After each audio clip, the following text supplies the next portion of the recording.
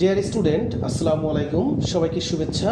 আমাদের আজকের এপিসোডে আমরা আজকে এমএস এক্সেল এপিসোড 1-এ আসছি। এমএস এক্সেল এপিসোড 1-এ আমরা যে কাজগুলো দেখব সেগুলো হচ্ছে এক্সেলের একেবারে শুরুর কাজগুলো। তো শুরুতে আমরা যে কাজগুলো দেখব সেটি হচ্ছে কিভাবে এক্সেল ওপেন করা যায়, কিভাবে এক্সেলের পেজ সেট আপ করা যায়, কিভাবে এক্সেলে লেখা যায়, কিভাবে শিট আনা যায়, ইত্যাদি ইত্যাদি। তো আমরা আসলে যে কাজগুলো দেখব সেটা আমরা এখানে লিখে রেখেছি যে আমরা কোন কোন কাজ দেখব। প্রথমে হচ্ছে how to run MS Excel, how to exit MS Excel, how to write in a sheet, how to delete a sheet, how to save a sheet অথবা ওয়ার্কবুক, কীভাবে একটা শিট অথবা ওয়ার্কবুক সেভ করা যায়, how to close a book, how to open a book, how to create a new book, how to page set up, how to set up margin. তো এই কাজগুলো আমরা দেখব। আমাদের এই কাজগুলো মোটামুটি এক্সেলের শুরুর কাজ। এগুলো দেখলে আমরা এক্সেলের বেসিক ধারণা পেয়ে যাব। তো চলো আমরা আমাদের এক্সেলের কাজগুলো শুরু করি। প্রথমে আমাকে যে কাজটি করতে হবে সেটি হচ্ছে একটি এক্সেলের পেজ নিতে হবে। রাইট বাটন ক্লিক করে নিউয়ে যে আমরা এখানে মাইক্রোসফট অফিস এক্সেল ওয়ার্কশিট, এখানে আমরা কিছু একটা লিখতে পারি। সেটি হচ্ছে ওয়ার্কবুক 1, ওয়ার্কবুক 1 লিখে আমরা এন্টার দিয়ে ওপেন করব, কিবোর্ডের এন্টার চেপে ওপেন করব। তাহলে এইভাবে আমরা এক্সেলের পেজ ওপেন করতে পারি বা ওয়ার্কবুক ওপেন করতে পারি। এরপর আমরা দেখব যে কিভাবে এই এক্সেল থেকে বের হওয়া যায়। তাহলে এক্সেল থেকে বের হওয়ার উপায় হচ্ছে এখানে যাব, এই ক্লোজে ক্লিক করলেও বের হওয়া যাবে, আবার এখানে এই ক্রসে ক্লিক করলেও বের হওয়া যাবে। তাহলে এইভাবে আমরা এক্সেল থেকে বের হতে পারবো। আমরা যদি এখানে ক্রসে ক্লিক করি তাহলে এক্সেল থেকে বের হয়ে যাব। এরপরের প্রশ্ন হচ্ছে how to write in a sheet, how to write in a sheet. আমরা এই লেসনগুলো ওপেন করে রাখতে পারি এখানে দেখে দেখে। How to write in a sheet, কীভাবে আমরা শিটে লিখব। শিটে লেখার জন্য আমরা এক্সেল ওপেন করব। এখানে আমরা চাইলেই লিখতে পারি, যে কোনো কিছু লিখতে পারি। ওকে, এখানে আমরা যে কোনো কথা লিখে দিতে পারি। এখানে আমি যদি মনে করি কিছু একটা লিখব, বাংলাদেশ, ঢাকা, এইভাবে আমরা লিখতে পারি। এরপরে আমরা দেখব হচ্ছে কিভাবে এই শিট ডিলিট করা যায়। তাহলে আমরা এই শিট ডিলিট করতে গেলে আমাদের শিট তো একটা, জাস্ট এই ওয়ার্কবুকে একটা শিট আসছে, ডিফল্ট একটা শিটই আছে এখানে। অন্য অন্য ভার্সনে এটা হচ্ছে অফিস 2016, অন্য অন্য ভার্সনে আমাদের এক্সেলে 3টে শিট পাবো, কিন্তু 16তে একটা শিট পেয়েছি। আমরা শিট বাড়াতে চাইলে এখানে ক্লিক করে শিট বাড়াতে পারবো। আবার শিট যদি ডিলিট করতে হয় তাহলে এই শিটের উপরে যে মাউসের রাইট বাটন ক্লিক করে এখানে ডিলিট চাপলেই শিট ডিলিট হয়ে যাবে। মাউসের রাইট বাটন ক্লিক করে ডিলিট চাপলেই হবে। এইভাবে শিট বাড়াতে পারবো, শিট কমাতে পারবো। তাহলে এইভাবে আমরা শিট ডিলিট করব। এর পরের প্রশ্নটি হচ্ছে how to save a sheet, how to save a sheet, how to save a sheet workbook, কীভাবে আমরা একটা শিট বা একটা ওয়ার্কবুক সেভ করব। তাহলে দেখা গেল আমার এখানে ওয়ার্কবুক 1 নামে আমি পেজটা বা শিটটা বা ওয়ার্কবুক নিয়েছি। আমরা যদি এটাকে সেভ করতে চাই তাহলে ভিন্ন নামে সেভ করতে চাইলে ফাইলে যাব, সেভ অ্যাসে যাব। কোথায় সেভ করব ওই জায়গাটা আমরা দেখিয়ে দেব। এটা আমরা ডেস্কটপে সেভ করব, ডেস্কটপে সেভ করব। ডেস্কটপে ক্লিক করলাম, এখানে আমি দেখা গেল লিখলাম পারফেক্ট কম্পিউটার। পারফেক্ট কম্পিউটার লেখার পরে আমি এখান থেকে আবারও ডেস্কটপ সিলেক্ট করে দেব। এই যে ডেস্কটপ, এটা খুব গুরুত্বপূর্ণ, কোথায় ফাইলটা সেভ করছি, সেভ।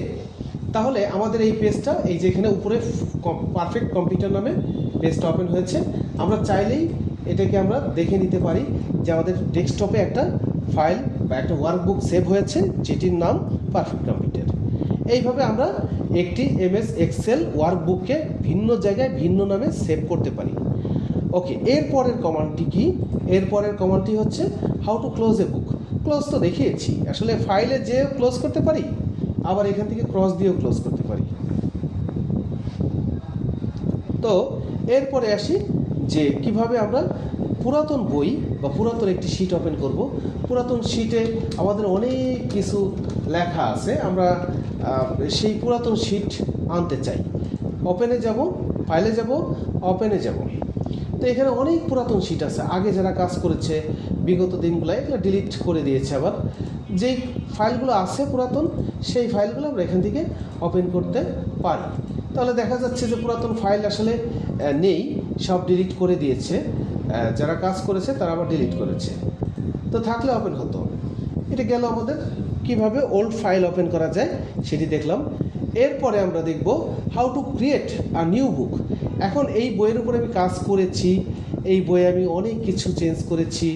এখানে আমি এখন এইটা আমি চাচ্ছি না, নতুন একটা বই চাচ্ছি বা নতুন একটা ওয়ার্কবুক। তাহলে কন্ট্রোল ধরে এন চাপলে নতুন ওয়ার্কবুক চলে আসবে। এই যে উপরে লেখা বুক 1, কিন্তু আমার আগের বইটা হচ্ছে এই পারফেক্ট কম্পিউটার, আর নতুন বইটা হচ্ছে এই যে এইটা। এইভাবে আমরা একটা নতুন বই নিতে পারি।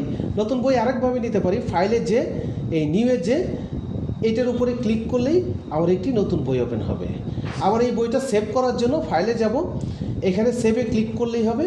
এখানে কোথায় সেভ করব সেই জায়গাটা আমরা দেখিয়ে দেব। ব্রাউজে যে দেখা গেলো ডেস্কটপে সেভ করব, এইখানে আমরা নাম দিলাম, যে কোনো একজনের নাম দিলাম, দিয়ে আমি এই ডেস্কটপে সেভ করব। সেভ করলাম। এখন আমি যাই, এখানে আমরা দেখতে পাচ্ছি মাইশা নামে একটা বুক সেভ হয়েছে। এখানে আমরা আমাদের ডেস্কটপে যে দেখব সেখানেও মাইশা নামে একটা বই সেভ হয়েছে। এই হচ্ছে আমরা নতুন পেজ কিভাবে নিব, নতুন বই কিভাবে নিব এবং সেগুলো সেভ করব কিভাবে সেটি দেখলাম। এরপরের কাজটা হচ্ছে how to page set up. কীভাবে পেজ সেট আপ করবো? তো পেজ সেট আপ করার জন্য আমাকে প্রথমেই যে কাজটি করতে হবে সেটি হচ্ছে একটা নতুন বই নিয়ে ওয়ার্কবুক ওপেন করে এই যে এখানে ডান পাশে মাঝখানে ক্লিক করলে আমার এই পেজগুলো আলাদা আলাদা হয়ে গেল।